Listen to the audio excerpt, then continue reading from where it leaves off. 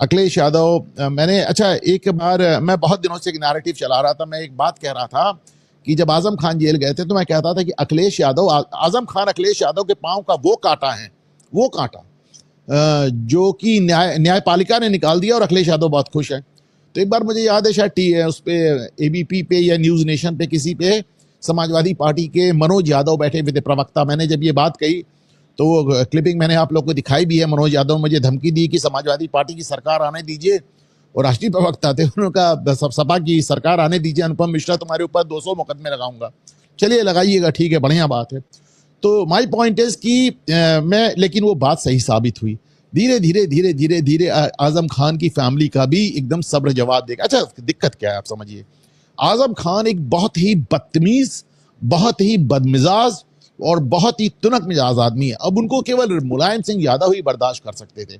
आजम खान सबसे पहले चर्चा में आए थे जब उन्होंने कहा था कि भारत माता डायन है और मुसलमानों को चुन चुन कर खाती है।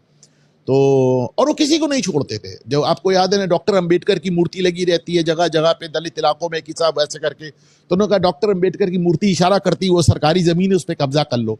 मायावती को बहुत ऊटपटांग कहा उन्होंने, जयाप्रदा के अंडर गारमेंट्स पे उन्होंने रंग बताया, क्या क्या बोले।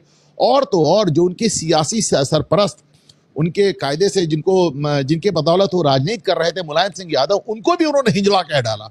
लेकिन यह है कि मुलायम सिंह की बड़ी बर्दाश्त थी साहब। जब मुस्लिम वोट का सवाल आता है तो इंडियन पॉलिटिशियंस का कोई जवाब नहीं, वो कुछ भी बर्दाश्त करने को तैयार हो जाते हैं। मुलायम सिंह ने यह भी बर्दाश्त किया। अखिलेश यादव को जाहिर है वो नई जनरेशन के थे, उनको ये सब बर्दाश्त नहीं था। और आजम खान की आदत थी वही मुलायम सिंह के हिसाब से नखरे करना। तो जब आजम खान जेल चले गए तो अखिलेश यादव बहुत खुश हुए, उन्होंने आजम खान से मिलने की जरूरत नहीं समझी। फाइनली अभी आप देखें, एक बार वो मिले इतने 2.5-3 साल से जब से वो जेल में, लेकिन आजम खान का सारा घमंड तोड़ दिया योगी आदित्यनाथ ने। उनकी यूनिवर्सिटी जब्त कर ली, उनकी जमीनें जब्त कर ली, बुलडोजर चला दिया। और सोचिए बंदा क्या चोर निकला। इस शख्स को अर्धकुंभ कराने की जिम्मेदारी दी गई थी और इसने यहाँ पे प्रयागराज में कराया भी। और इसने यहाँ पे सफाई की जो मशीनें आई थी वो मशीनें उठा ले गया यहाँ से, और वो मशीनें इसकी यूनिवर्सिटी में खुदाई में बरामद हुई। अब भाई भाजपा जाके यहां से वो बैक डेट में जाके तुम्हारे यहाँ खोद के मशीनें तो नहीं डाल देगी। इनकी दीवारें तोड़ी गई तो मैन्युस्क्रिप्ट्स, पुरानी किताबें, मतलब जैसे अनारकली को दीवार पे चुनवाया जाता है वैसे इन्होंने किताबें चुरा के दबा ली थी। और तो और सफाई मशीन आप उठा ले गए और ले जाके आपने उस पे जमीन में गाड़ दी। अच्छा आजम खान अक्सर होते हैं कि साहब मेरे खिलाफ भैंस चोरी, बकरी चोरी के मुकदमे। भैंस चोरी, बकरी चोरी के मुकदमे क्या? आजम खान के बारे में बहुत बार बताता हूँ, आज फिर बता देता हूँ।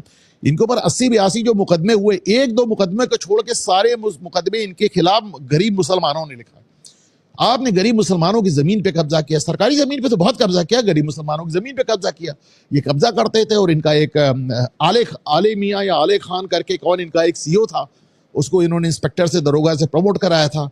तो वो जाके आले हसन, तो वो जाकर लोगों का घर उजाड़ देता था और ट्रक पे रातों रात उनका पूरा सामान रख के शहर के बाहर फेंकवा देता था। तो उसमें लोगों की बकरियां और भैंसें भी चली जाती थी। तो जब मुकदमा लिखा जाता था सब लिखा जाता था।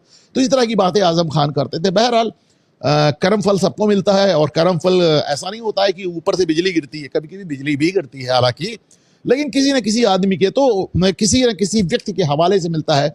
आजम खान के मामले में ये व्यक्ति बने योगी आदित्यनाथ, और उन्होंने आजम खान का पूरा साम्राज्य ध्वस्त कर दिया।